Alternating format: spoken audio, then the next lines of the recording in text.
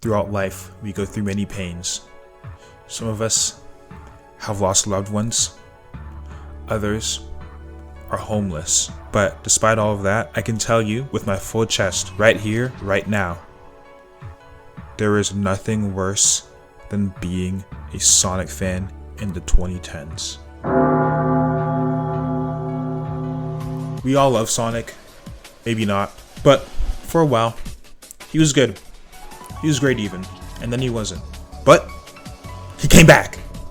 So, I'm here to tell you the full story. How he rose, how he fell, and how he came back. This is the full story of Sonic the Hedgehog. It all started one day in the good old country of Japan. Some people at a game company called Sega had a brilliant idea. What if we can make our own Mario? So they did it, and they succeeded. Sonic the Hedgehog 1 came out in 1991, and it was a peak video game. Sure, half the levels might have sucked, but the other half were a peak video game. And then they also released Sonic the Hedgehog 2. It was another peak video game.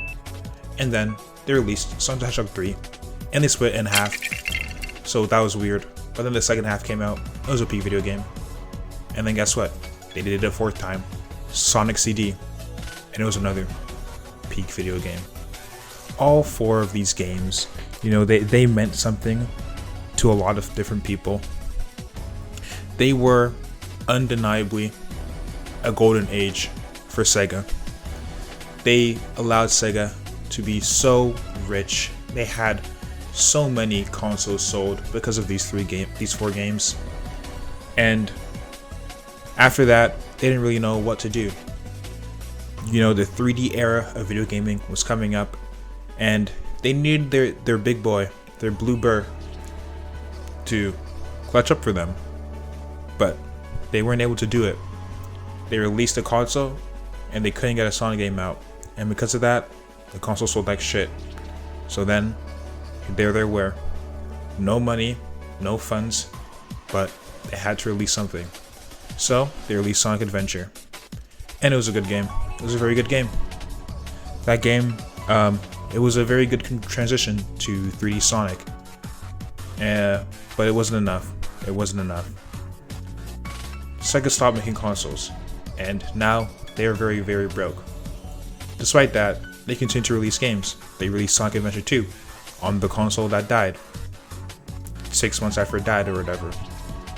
And then they're like, okay, we have to, reinvent ourselves. So they released some more games, and they were okay.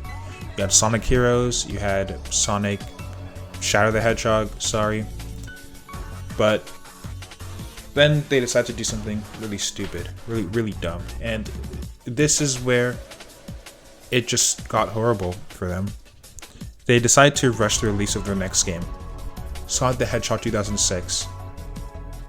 This is where the true downfall begins. And those of you who were around back then, they'll tell you, it was D-Day. It was a warfare. Sonic still struggles to this day because of that game. That game sucked so bad. The story was horrible. The gameplay was horrible. The game looked ugly. It didn't work. Just everything you could want in a horrible video game, this game had it. And for a long time, Sonic just wasn't able to recover from it. 2 years after Sonic 06, they decided to release Peak in the form of Sonic Unleashed. But the Sonic hate from everyone was so bad.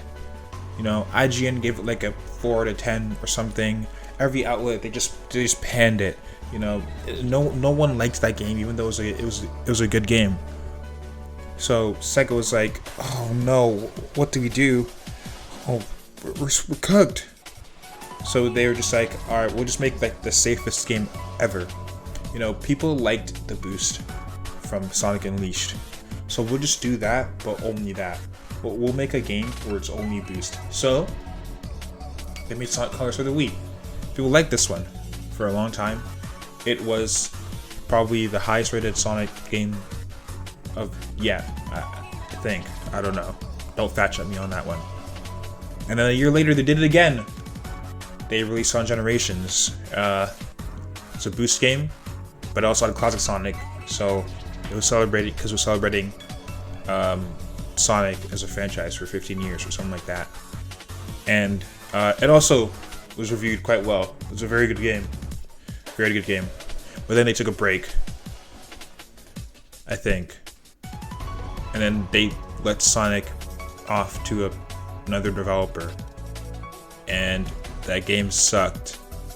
So they were back at square one. But then, instead of just making another boost game, they decided to make Sonic Lost World. And that game also just sucked. Well, not really sucked, it was just more so like boring, mediocre, I guess. So they were just like, okay, yeah, we flopped like twice in a row. What can we even do? And they didn't do anything for like 4 or 5 years. Radio silent, like almost 0 new Sonic games. And at this point, it was like a drought within the Sonic community. You know, people often say like, how could abuse victims go back to their boyfriend that keeps on beating the absolute shit out of them? But as a Sonic fan, I think I understand it now. You know, you're just praying, you're just hoping for it to change, even though they'll keep on fucking hitting you. You will have a dozen bruises before you leave, and some of us left, but many of us didn't. Fast forward to 2017. Sega, they announced, or this is 2016 actually. Sega, they announced Sonic Mania. And they also announced Sonic Forces. The cool thing about Sonic Mania was that this game wasn't being developed by Sonic Team. It was being developed by the guy that made all the really good classic ports of the Sonic, the 2 or 3 of the first Sonic games. So yeah, that was cool. And the game was great. It was a good game, very good game. Actually, it's probably one of, if not the best Sonic game out there. Great game. That game came out August 2017 or something like that, or July 2017. And people were like, holy shit, we're back. We're so back. I'm so happy. We're back. But then, 3 months later, Sonic Team had everyone questioning, why the fuck did they even make these games? Because Sonic Forces was complete shit. It was a horrible, bad game. It was too short. I mean, like, it was technologically sound, like it worked. But it was just like a boring, short, mediocre game. And it was just like the most 6 out of 10, 5 out of 10 game ever. So people were just like, I mean, like, alright, I guess, cool. I don't really know, man. Why are we still here? You know? But they took another very, very long break. But in between that time, guess what happened? They made a Sonic movie. And it was actually okay.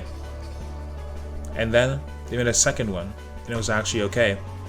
And then they made Sonic Frontiers. This was it. This was our chance. They took 5 years. They worked on this for 5 years, half a decade. Surely this game had to be good. Surely. And then one day on IGN, we saw some gameplay. We sat down in our seats. We were ready. 3, 2, 1. It sucked. The gameplay just looked absolutely horrible. They ran around for like 10 minutes. Just didn't do shit. Ran around like ran past 3 different enemies. And it was just like, who's controlling this game? Like, what are we doing? And it kept on continuing with the IGN previews. They were just like not doing much, and people were just like, This game's gonna suck. No, what are we doing? Oh my god. Why? You had it in the bag. It's open world Sonic. It's gonna be open world. It's gonna be sick. And the game looks beautiful, you know? But then it got weird trailers. They started to like actually make the game look good, you know? Like, you know, we got this trailer and that trailer and another trailer, and they're all good trailers. So people are like, maybe the marketing just made the game look bad. So some people actually bought it on release. I did. I was there because I'm delusional. Never trust a Sonic fan. And the game wasn't bad. It was actually kind of decent. It was decent enough to sell like 3 million copies or something like that. And there were problems with the game. Like at the end, they literally ran out of money. Some of the cutscenes had to be just drawings that they drew because they didn't have any money to actually animate it. And the final boss was just a bullet hell. It was just Ikaruga. But other than that, the game wasn't bad. It was actually kind of decent fun. So. And I guess that was enough to sell 3 million copies because it sold 3 million copies in like 6 months or something like that. And they had money, so they're just like, okay, we'll redo the ending. So they just they gave us a full update where they redid the entire ending. And it was a good ending. So they fixed the game mostly. You even fixed the ending. And now we have a good Sonic game for once. But it didn't stop there, because they also made another classic Sonic game for whatever reason.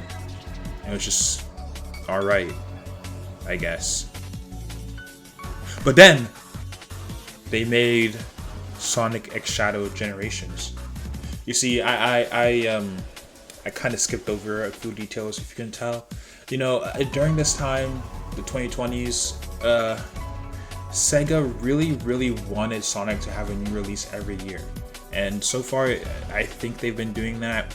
But one of the first new releases in this new yearly schedule was a Sonic Colors remaster, and this remaster sucked. It was horrible.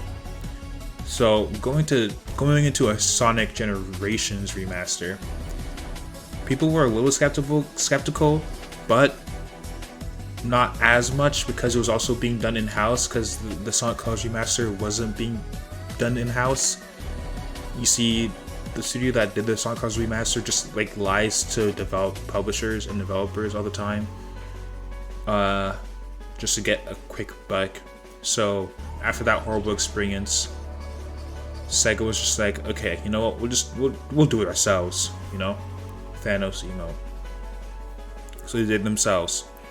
Sonic Generations and Shadow Generations, a whole new side story. This game banged. This is the best Sonic game to come out in over 15 years, I think. This is one of the best 3D platformers of probably the decade. Don't quote me on that. But it's a very good game. Very good game. And that came out last year. And so here we are, you know. Sonic, he was an icon. And he fell from grace. And then he was an icon again, you know. Good games now. He has 3 very successful movies. And, you know, now it's not embarrassing to be a Sonic fan. So yeah. Moral of the story, stay with your abuse partners.